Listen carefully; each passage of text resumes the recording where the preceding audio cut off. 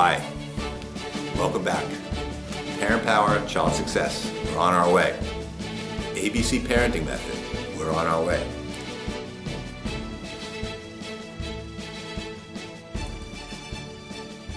Hello, how are you doing? I am Dr. Rodger Goddard, and this is another episode of Parent Power, Child Success. You can get the app on the iPad, your iPhone, your Android device, or your Windows device. Well, we are up to skill number 7, oversee schoolwork. Schoolwork today, we have said over and over, is incredibly difficult. It's really tough. It gets tougher every single year, and it's tougher and tougher than it was 10, 20, 30, and 40 years ago when many of us were children going to school. Your child needs your help in being successful in school. There are exceptional children who do very, very well in school on their own, but those are exceptions. Most children today get frustrated, they struggle, they have difficulties. And so it's very, very important for you to be able to help your child in every way and any way you can. Now, you are very, very busy. Life today is very, very busy, and so you don't have much time. But just a little time, a little direction, a little help can go a long, long way. Particularly getting your child to monitor him or herself is very, very helpful to be able to have them take the time to show you what they are doing, what they are accomplishing, whether they are getting everything done that they need to get done. So, overseeing schoolwork. It is essential because schoolwork is tough, and every child is very good in certain subjects, in certain skills, in certain ways. But not every child is good in all skills and all ways. They need your help on the things that they're weak in so that they do not get frustrated. If they go into study and they open their books and they start reading or they start doing their work, it's very easy for them to be distracted by noises. What's happening outside? What's going on? My brother and sister? What's going on in the kitchen? I'm all alone in the dining room or my room, or they have computers, or the phone rings, or the doorbell rings, or they start to surf the web, depending upon whether you have a computer in their room or in their study area, which most people today do need to have a computer accessible for our children because a lot of the work is on the internet, is through computers, depending upon the age of your child. So once they're using a computer to do their work, it's very easy for them to get distracted and start searching around in all kinds of ways, and very difficult for us as parents to be able to make sure that our children stay focused on work and are not going to all kinds of websites while they're supposed to do their work. So children get very distracted. We live in a very busy world, hyperactivity goes on, and basically our children are used to jumping around and going from one activity to the other. So to sit still and focus and do schoolwork over a period of half an hour, 2, 3 hours a night, or in the afternoon is very, very difficult for them. When we are monitoring them, it is possible for us to be able to be on top of, are you doing your work? Are you focused on your work versus getting distracted? Now, if a child has difficulty with focusing, concentration, attention, then it's very important for them to be able to have breaks every 20, 30 minutes or so, for just a few minutes, 1, 2, 3 minutes, maybe 5-minute break, to then get back to work. Now, assuming we can help them to overcome the distractions in all kinds of ways, and distractions not only external in terms of being distracted by noises and sounds and using the computer and all kinds of stimulation coming in and hearing the TV in the next room, but distractions can also be internal in terms of being distracted by feeling jumpy, feeling anxious, feeling nervous, feeling bummed out, feeling angry, feeling upset, feeling frustrated by the work. So resistance comes in many forms, and we have to really help our children to deal with this. One of the biggest ways that they start to feel resistant to doing schoolwork is to feel that they're dumb and stupid. We need to help them to change this around. We need to help them to feel intelligent, I'm smart, I'm bright, I can do this work. But a lot of children feel, because we live in a mixed world, a mixed society where things should come fast and easy and be very, very quick in terms of learning, once they have to figure out something and it's hard and it's confusing and it's difficult, it makes them feel as though, gee, I must be a dummy. Because they take a look at the children in their classroom, the ooh, ooh, ooh, ooh, ooh, pick on me child, who basically seems to know the answer right away. And they think, well, that must be what intelligence is all about. That must be what being smart is all about. And so they assume that, well, if I don't know the answer right away, I must be stupid, I must be dumb. And they really turn off the schoolwork, they get resistant to doing schoolwork, because research shows that the fear of embarrassment, being publicly embarrassed, is more fear than death. So this is a horrible feeling for them, that they might learn in first or second grade that the kids laughed at them or they felt self-conscious because they raised their hand and they tried to answer a question, or the teacher picked on them, called on them, and they didn't know the answer, and it took them a while to figure out. Some children have slower processing time in terms of thinking in their minds what the answer is, recalling from memory what the answer might be, or figuring out what the solution to the problem may be. And for these children, or children who've experienced in school a sense of embarrassment, a sense of shame, a sense of, other kids, might notice that I'm not as smart as them, they get very inhibited, and that builds up day after day, week after week, year after year in school, where they come to by third, fourth, fifth grade, middle school, even high school, feeling as though, well, this work is horrible. It's not rewarding, it's not reinforcing, it makes me feel stupid, it makes me feel dumb. I'm going to tell everyone, prove to everyone that I don't want to do this, rather than be discovered for being stupid or dumb. So number one issue is convincing your child that he or she is a genius, or very smart, or at least very, very capable of finding the answer and figuring out the answer. They need to have a sense of pride that I'm really able to do this work and feel good about myself in doing the work. One way in which we can help them with that is to redefine the definition of intelligence for them. Because right now they think intelligence means knowing the answer right away. So I say to children, while I'm working with children, that intelligence has nothing to do with knowing the answer right away. And that the ooh, pick on me child is not necessarily intelligent. That what intelligence has to do with is being able to feel frustrated, dumb, stupid, and aggravated and confused. And if you can feel frustrated, dumb, stupid, aggravated, and confused, that means you're really intelligent.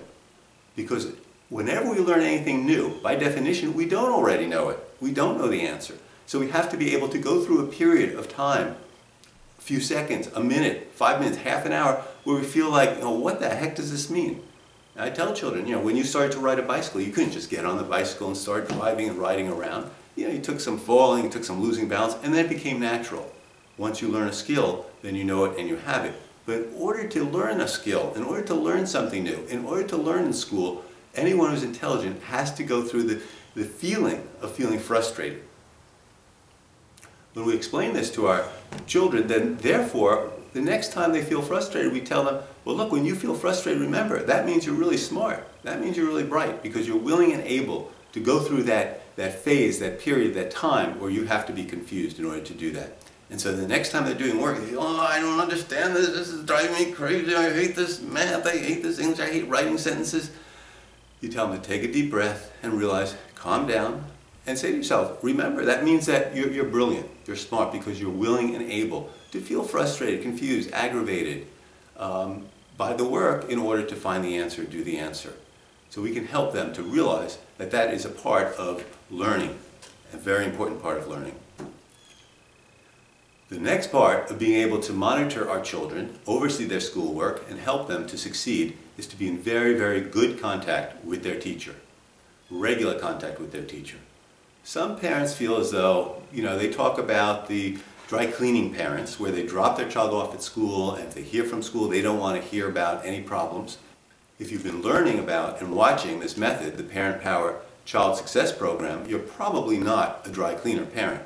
But you could be a helicopter parent hovering too closely. So even helicopter parents sometimes feel as though, well, maybe I should back off, and maybe I'm annoying the teacher, and maybe it's too much. There are many, many ways in which you can get regular feedback from your child's teacher about how they're doing in school, where their weaknesses are, what they need to work on, what they need to focus on improving.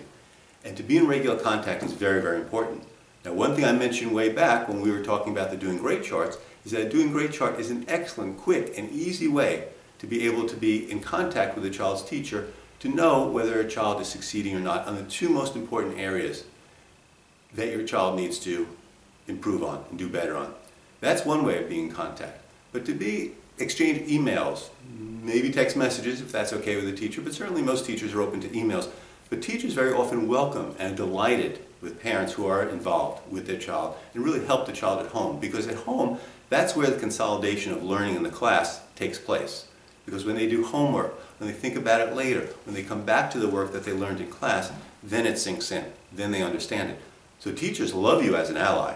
So obviously some parents can hover and be too controlling and too intense, but to find the right balance, but yet be very involved in terms of getting feedback from the teacher once a week possibly, even once a day back and forth with the Doing Great chart, but at least once every 2 weeks, 3 weeks to be in contact with the teacher to know how your child's doing way before the report cards come out. Very, very essential, because then you can really help your child to learn and to overcome what they need to take care of, what they need to learn and what they need to do better at.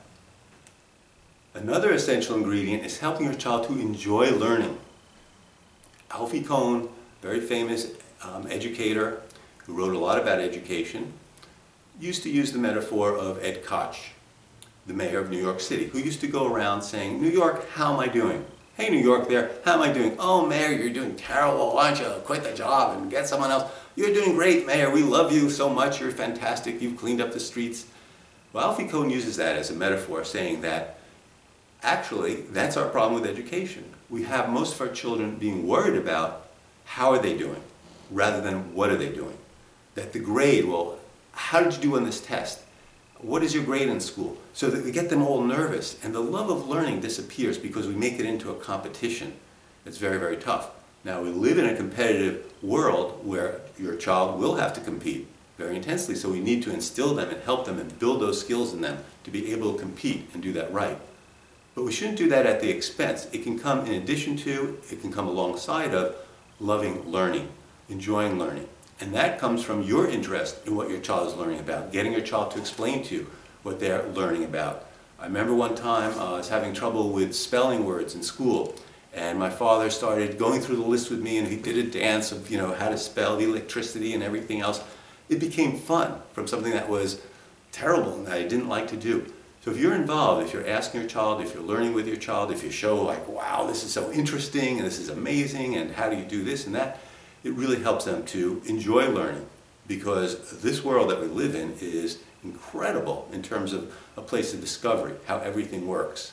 It's amazing. It is fantastic. It is a miracle in terms of it. And when children are young and they're infants, discovering the world is such a joyful thing. They're laughing, they're carrying on, they're just, you know, having the greatest fun, pressing buttons and looking around and learning about this and that. And somehow a lot of that can disappear in school when what they're learning is really fascinating. You know the difference in middle school, high school, maybe college, when you had teachers who really had a passion, a love for what they were teaching, and it came across and it interested you and got you interested. And you also had teachers, as I had teachers, that were also very dry and boring and like didn't, you know, have any kind of passion for what they were teaching and made it pretty boring. And therefore, you probably tuned out, as I probably tuned out. But we can, even if their teacher is not the livest wire, we can really help our child to enjoy learning, discovering new things, explaining to us what they're learning, explaining what they're discovering about the world, to really help them so much with finding that love of life, that love of learning, that love of discovery, that love of exploration that is really central to being able to enjoy life and make a full life and do good in school and college and afterward. Now, schools today are really directed toward developing what they call independent learners. They really want your child to be independent in their learning, to enjoy learning, and to be able to do learning on their own. So in certain ways, we will not be involved forever in their education. Our target is to help our children become independent learners. But sometimes it's very tough. That's the goal. That's the end goal. Sometimes it's very tough for a child to get there, and many, many children struggle with that because they're not motivated to do learning. They don't enjoy it. There's no reward. They feel frustrated by it, all the reasons that we spoke of.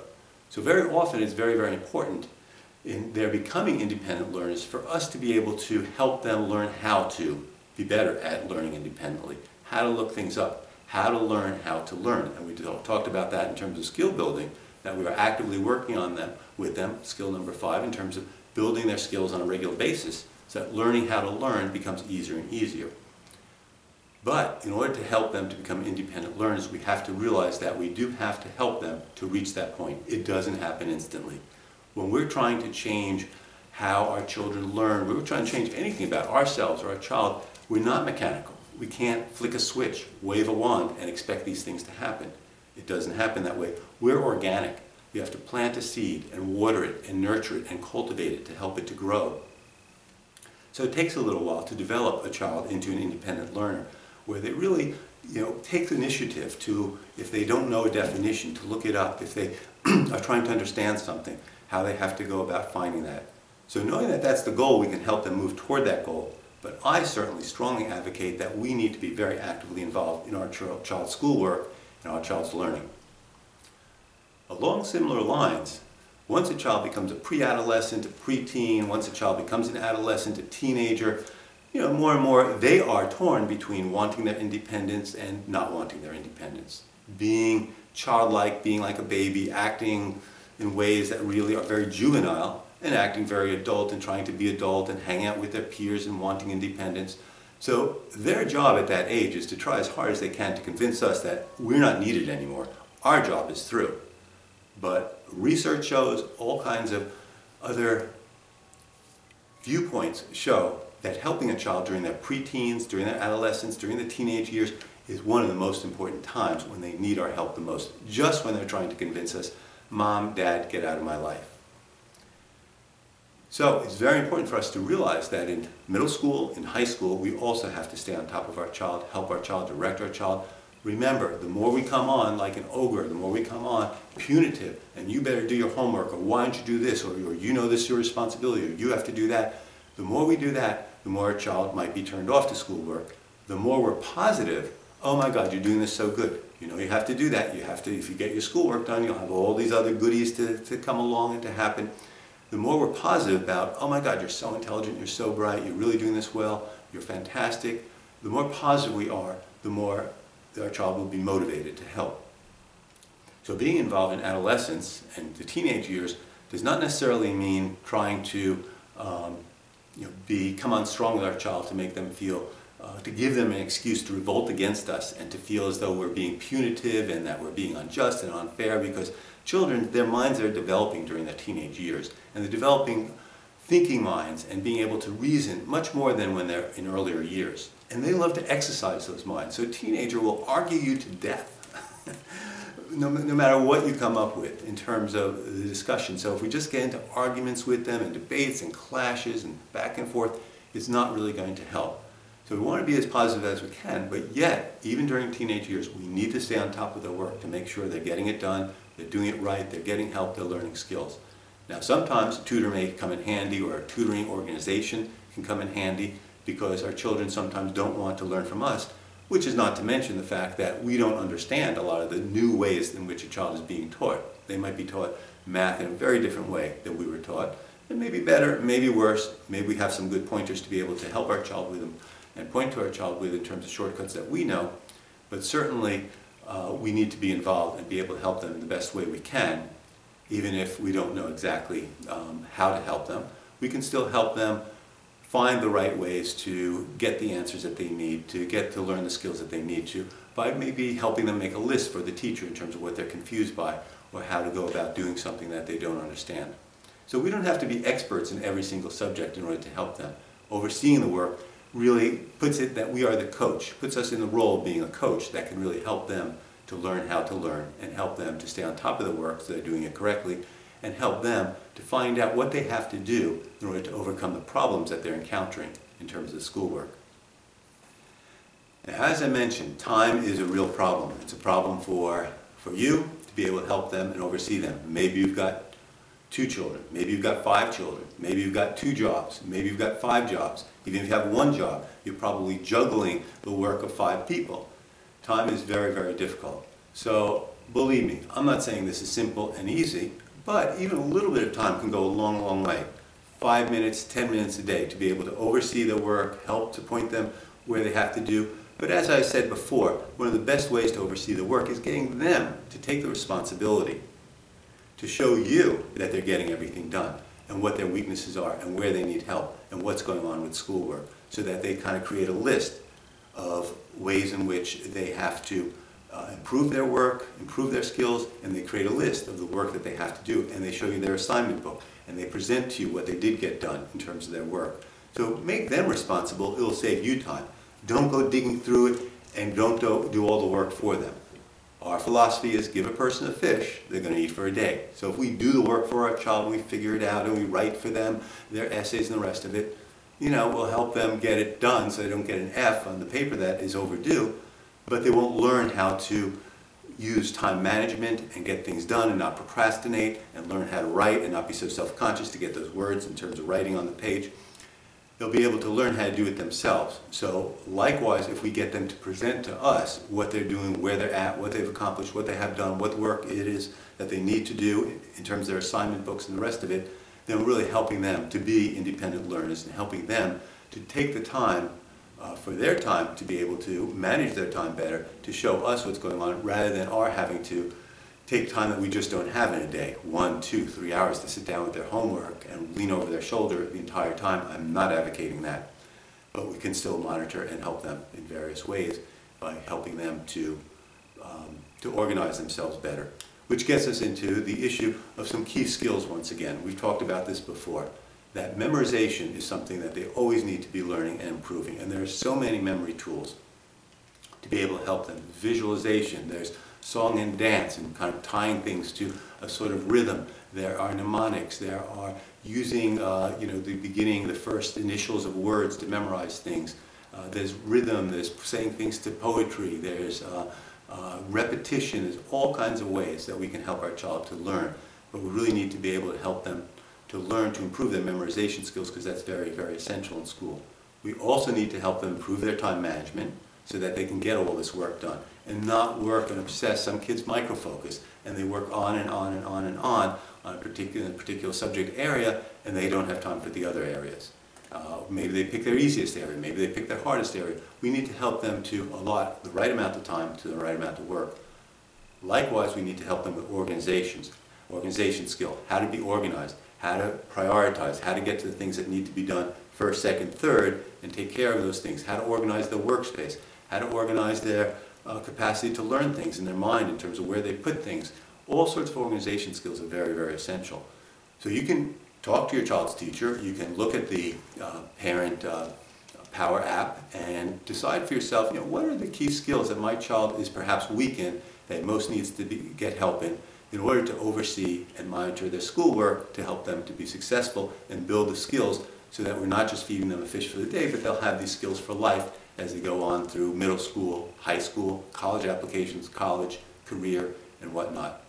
Because life is tough, life is hard, and unless your child really has the skills to be able to compete and be able to do good, they could be in for a difficult time later on. So building a little bit of skills down, even if you only have 5 minutes, 10 minutes a day to help to oversee them, 20 minutes a day, whatever it might be, it can be a great, great help in terms of helping them to do better in school and feel proud about themselves and enjoy learning, and to get the grades that really would make them want to go on and feel good to learn more and more. So once again, it's been a pleasure.